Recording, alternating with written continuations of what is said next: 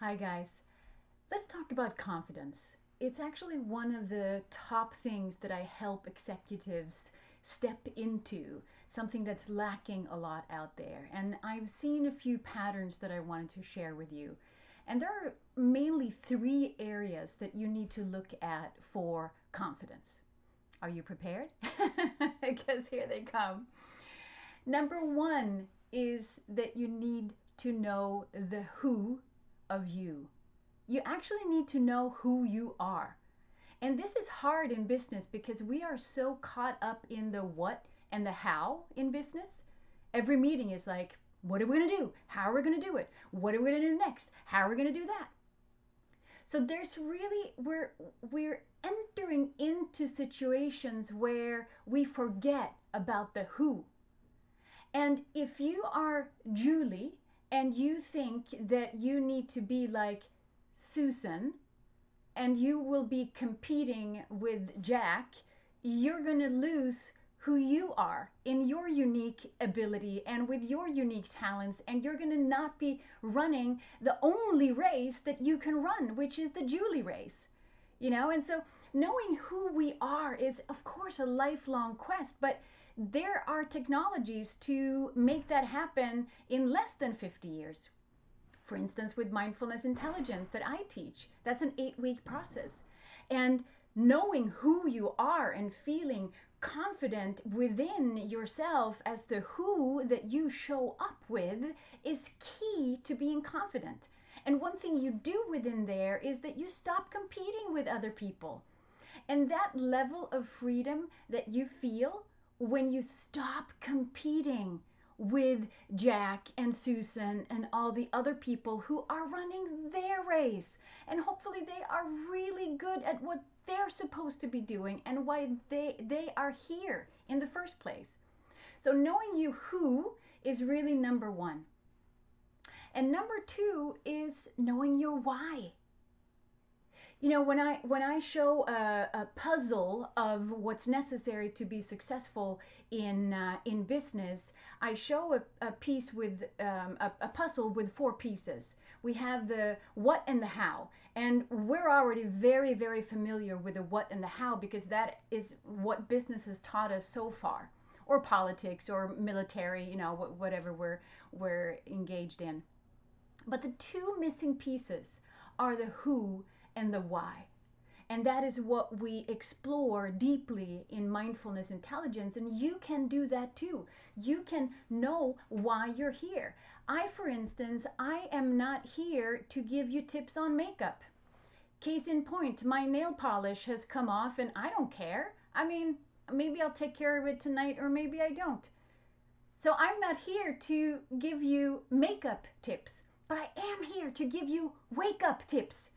I'm here to help you, and I guess myself in the process, to wake up to the glory that we can live, to the purpose that we can step into, to really utilize the fullness of who we are and why we're here. I know that about myself. And so I can walk into any situation and I don't need to be anyone else. I can be me. I know why I'm there. But we don't question these things. And so that's why we let competition and ego and stress and guilt and grievances, we let these things take over.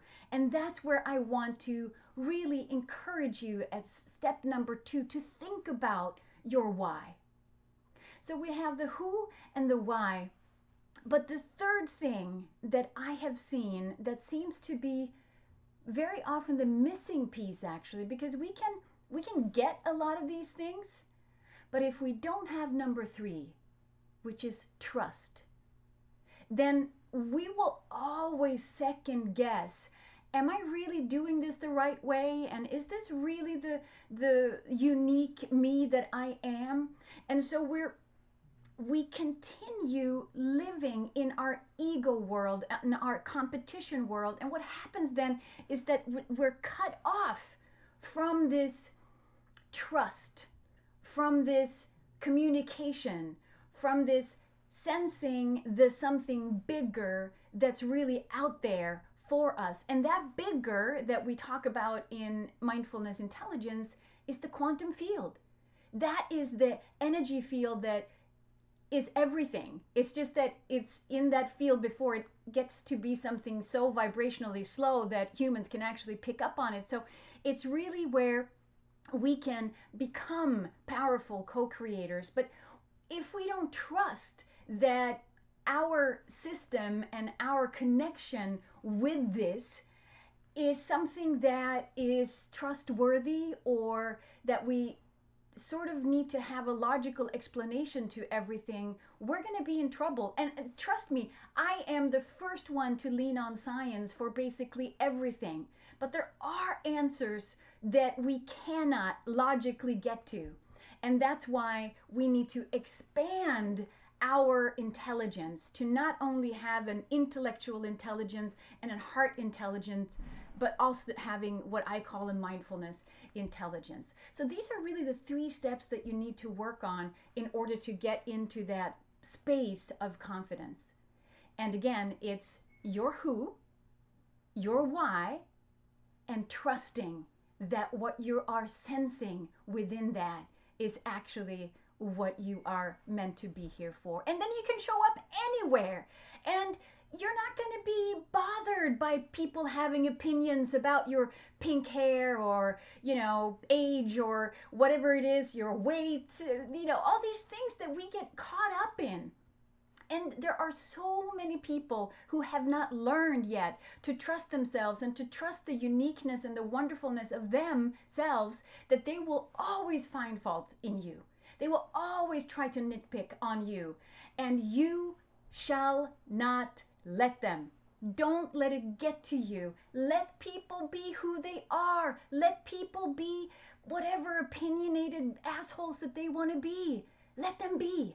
And run your race. You were made for your race. And I'm hoping that these quick reminders help you to really get into that centeredness and that trust and that presence within you that will make all the difference. And until next time, I will wish you a beautiful rest of your week, and stay you.